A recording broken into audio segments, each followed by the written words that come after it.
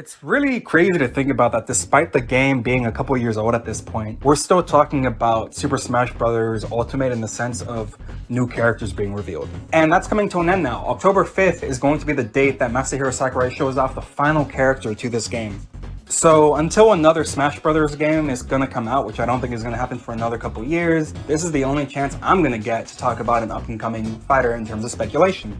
Which is the purpose of this video today. I wanna discuss who I think is going to be the final DLC character revealed from this game based off the context and evidence we have in front of us to look at to make an educated guess. I wanna make it very clear right now that the conclusion that I come to, I am not trying to say this is the definitive answer. I'm not going to say that I am 100% right. This is just an assumption. This is just me looking at everything that we have in front of us and making a guess. The only established rule that we have for sure, and that's only because it came out of the creator's mouth himself, Masahiro Sakurai, and that rule is to qualify to be a member of the roster as a playable character, you have to originate from a video game. And as a fan of Dragon Ball, I want to say, son of a bitch! So, before I get into who I think is going to be that last remaining DLC character, I want to get into the categories of characters that I think won't be the character revealed. The reason being is that every piece of evidence that I have here does contribute to the overall picture of the character who I think is going to be chosen. The first character category I want to talk about are DLC Mii Fighter costumes. I don't think it's too likely for a character who was revealed as a DLC Mii Fighter costume to be later revealed as this final character. The DLC Mii Fighter costumes are more so, at least from my perspective, included into the game because Nintendo wanted to include that character or that franchise into Smash Brothers in some way, but it didn't necessarily want them taking up a character slot, and I think that's fine. Regardless of the reason, maybe they had other characters in mind, or maybe thought the moveset would be too hard to develop for. Whatever the reason may be, I don't have the definitive answer. Even that aside, I think it's kind of contradictory to include a character as a paid Mii Fighter costume, only to later reveal them as a paid DLC fighter.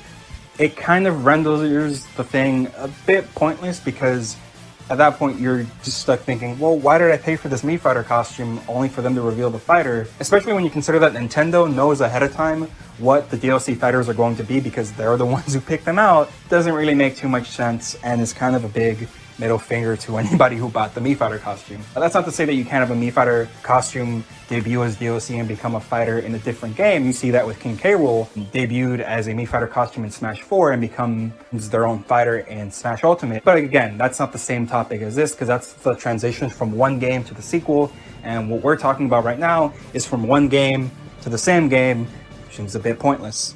The next character category I want to address are assist trophies. I think assist trophies are a little bit more likely than Mii Fighter DLC costumes because assist trophies are free. That being said, I still think they're not all that likely because with assist trophies, you have to go through the effort of programming the character model, animating it, making the moveset for it, and if you're going to later reveal that character as a playable fighter, in my mind, you might as well not include them as an assist trophy in that same game because it kind of takes away some of the surprise.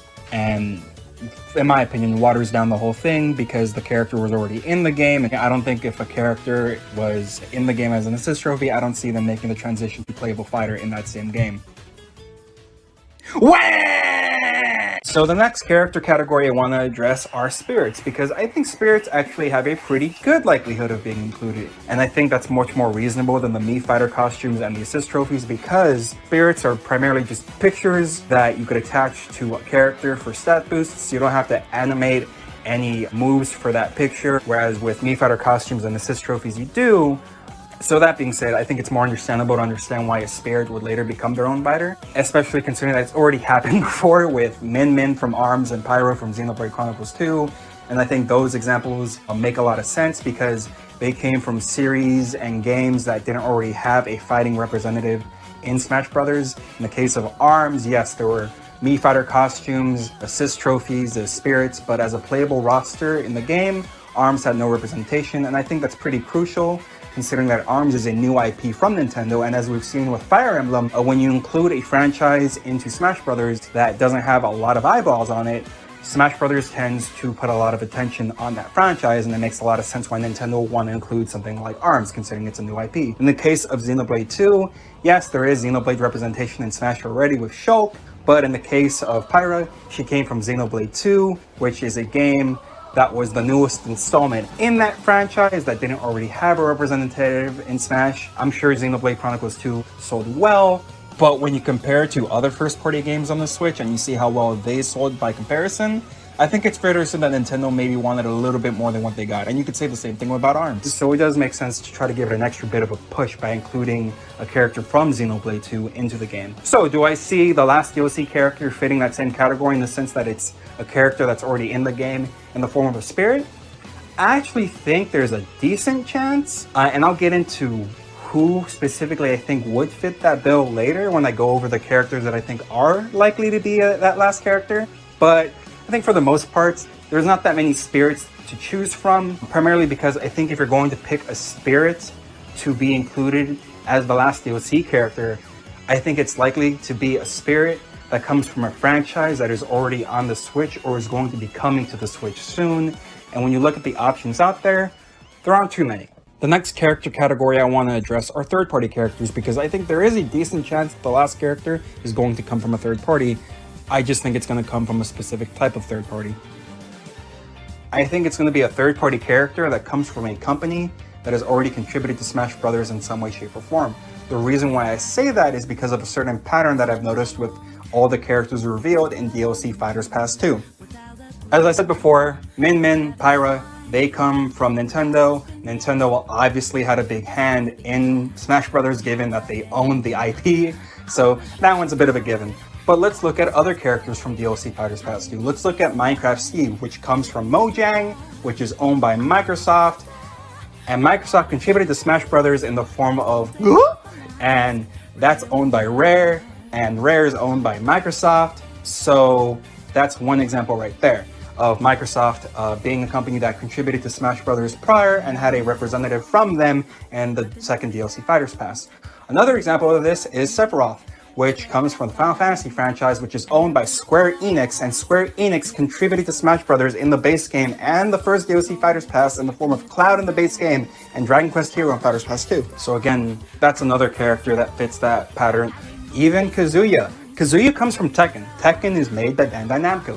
Bandai Namco contributed a lot to Super Smash Bros. Ultimate, from development of the game, inclusion of some of their characters into the game, like Pac-Man and even Mii Fighter costumes, prior to DLC Fighters Pass 2.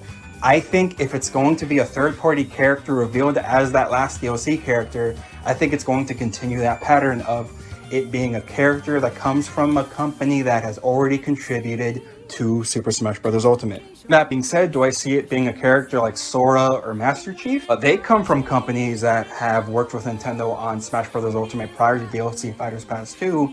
Could they possibly be that last DLC character? In the form of Master Chief, I don't think it's too likely, considering that Microsoft already has a representative in Fighters Pass 2. Maybe they can get a second one. That's not out of the realm of possibility. But if you're not Nintendo, I think the chances of you winning one of those extra slots for a second character drastically go down. In the case of a character like Sora, yes, Final Fantasy, not Final Fantasy, Kingdom Hearts, and it's all the same shit.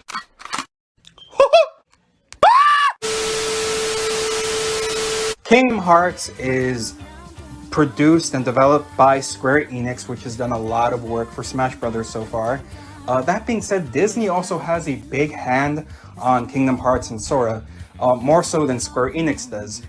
So I don't really see it being too likely, considering that, yes, Square Enix has contributed to Nintendo as it is, and Sora is a very popular character, and I think it'd be very cool to see him in there.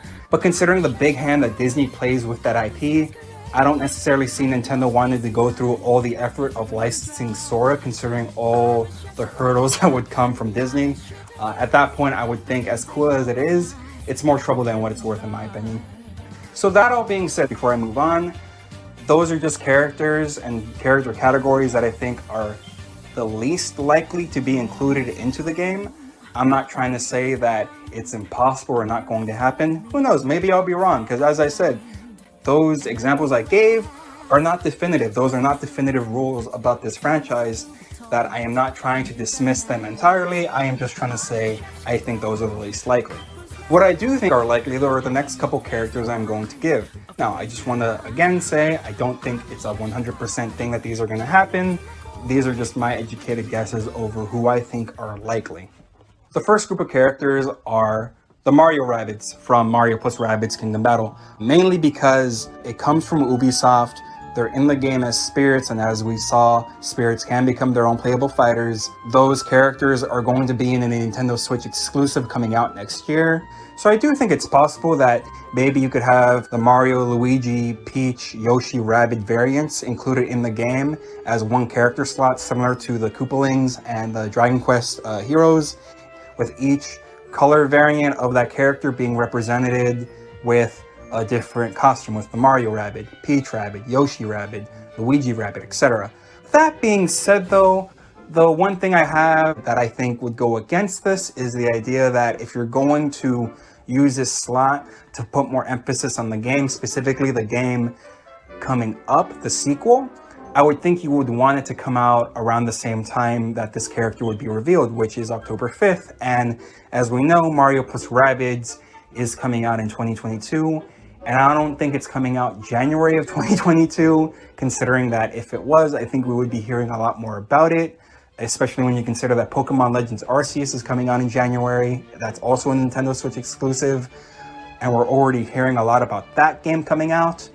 And we're not really hearing much about Mario plus Rabbids other than next year. So I don't think it would be Mario plus Rabbids, because I think if you're going to have that last character slot revealed to help tie in with an upcoming game to put more emphasis on that game, I would think you would want it to come out closer to the character reveal. That all being said, I still think they're likely, just not the most likely. But what I do think has a very high likelihood of being included is a Pokemon representative from Sword and Shield. Because Pokemon Sword and Shield are the only mainline Pokemon games that don't have any representation in Smash Bros. In terms of the actual gameplay. Yes, there are some spirits from Sword and Shield, but when it comes to the actual Pokeballs that are used in combat, or the Pokemon that you can use as playable characters, none of them come from Sword and Shield. And obviously that makes sense because Super Smash Bros. Ultimate came out the year before Sword and Shield came out. But you could rectify that by the DLC. You could have this last DLC slot taken up by a character from a Pokemon from Sword and Shield. Now, which one specifically, I'm not too sure, but the point is Pokemon rep. And I think that has a very strong likelihood, but the thing I would say that I would think goes against it, I think Nintendo might want to use this last slot to put emphasis on a new game coming out, and Pokemon Sword and Shield doesn't really need that, considering it sold 15 million units. It's the second most highest selling Pokemon mainline game, so it doesn't really need that added boost in sales. Again, I'm not saying it's impossible. I think it's still very likely, if not maybe even more likely than the actual conclusion I came to, but I just don't see the need to have a Pokemon rep in there. But I do think it is very likely, but I think the Nintendo would be better off using it for a different character. So that all being said, who do I think is going to take up that last character slot?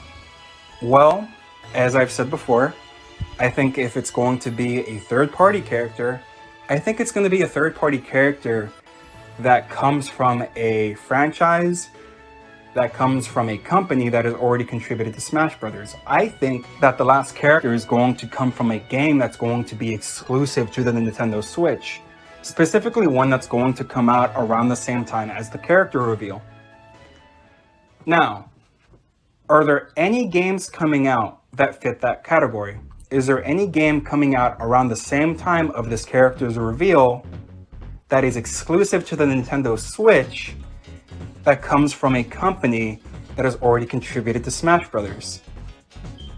Yeah, the company is Sega. Sega contributed to Smash Brothers in the base game of Sonic the Hedgehog. Sega contributed to Fighters Pass 2 in the form of Joker from Persona, which is owned by Atlus, which is owned by Sega.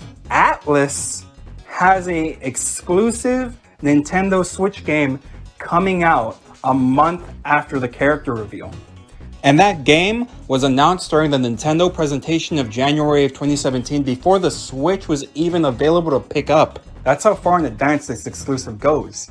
I think that the final DLC character for Smash Bros. Ultimate is going to be from Shin Megami Tensei. I specifically think it's going to be the protagonist for Shin Megami Tensei 5. I'm not saying this is a 100% guarantee, but I just think based off all the context and evidence we have in front of us, the last character revealed can be the protagonist from Shin Megami Tensei 5. And personally, I think it'd be very fitting if the first DLC character revealed was Joker, which comes from Atlas, and the last DLC character revealed was the Shin Megami Tensei 5 protagonist, which also comes from Atlas. And I think, honestly, yeah, maybe there are a lot better options out there, but personally, I think it is kind of a shame that Shin Megami Tensei doesn't really have any representation in Smash Bros., considering how much of a legacy franchise it is that's existed so long ever since the Super Nintendo days. You could argue that Joker being in Smash Bros. Counts as an SMT representative, considering that Joker is from the Persona series, which did start off as a spin-off of SMT. While I do think that is a fair point, I also think it's important to bring up that Persona, while yes, it did start off as a branch from those SMT games, it did branch off to the point that I think it's fair to say that more people know what Persona is than SMT, and evidence of the branching off is seen in the way that the games are marketed. Persona hasn't had the SMT name attached to it for close to a decade now when it comes to its modern games. So while it did start off as a spin-off of the SMT series, I think it has its own identity now to the point that it's its own thing. Plus, when Joker was released as a DLC fighter for Smash Bros., the Spirits and Mii Fighter costumes that were released in correlation to the fighter were solely from Persona. None of them were from Shin Megami Tensei. Which I think is more reason to believe the argument of Persona being in Smash doesn't count as an SMT representation is a fair argument to have. That all being said, the main point being, I think when you look at the ties of Sega/Atlas and Nintendo that include an exclusive game coming to the Switch so close to the character being revealed, that game being a legacy franchise that is definitely, in my opinion, deserving to be featured in Smash Bros. The fact that the game was announced so far in ahead of time, and the fact that Sega/Atlas is one of the only few companies, if not, I think the only company, that has an exclusive game coming to the Switch, or at least on modern platforms, including the Switch, that has contributed to the game in the past, but not so far yet in Fighters Pass 2. Again, I'm not saying it's a 100% chance of winning that last slot, but I do think there is a pretty good chance of it happening. As much as some people may not like it, considering it might fall under the cliche of anime sword fighter, I personally think it'd be fine. Are there other characters I would have preferred to see in that slot? Yeah, honestly, but I think it's a fine inclusion, and it definitely represents a franchise that has a lot of legacy and fans behind it, that I do think it's a little bit of a disappointment that it isn't included in Smash Bros. Already. But what do you all think that last character is going to be? Feel free to let me know in the comment section down below, along with any feedback you might have for this video. And if you enjoyed this video, which I hope you did, please feel free to give it a like. And if you want to see more content like this, please subscribe. I really hope you enjoyed this video, and I also hope that you enjoy the character reveal on October 5th, whoever it is. And even if you're not satisfied with the end result of who that character is, please remember, it is DLC. You're not forced to buy it. The base game on its own has so much content to enjoy. One more time, thank you so much for watching. It means so much that you spend any amount of your day watching this video. I will admit that it did take a while to get this one uploaded. I've spent the last couple months working on this video, writing the script, re-recording it, and if I am going to be honest, this isn't the original vision I had for this video. I've been working on it for a couple months with a lot of changes being made to it, but I got it to a point where I am satisfied with the end result, and I hope you are as well. And whether I'm right or wrong, at the end of the day, I did have fun making this, and I'm just happy that I was able to put this out before that character was revealed. Thank you all so much for watching, and thank you to Masahiro Sakurai, Sora Unlimited, Nintendo, and Bandai Namco for making an amazing game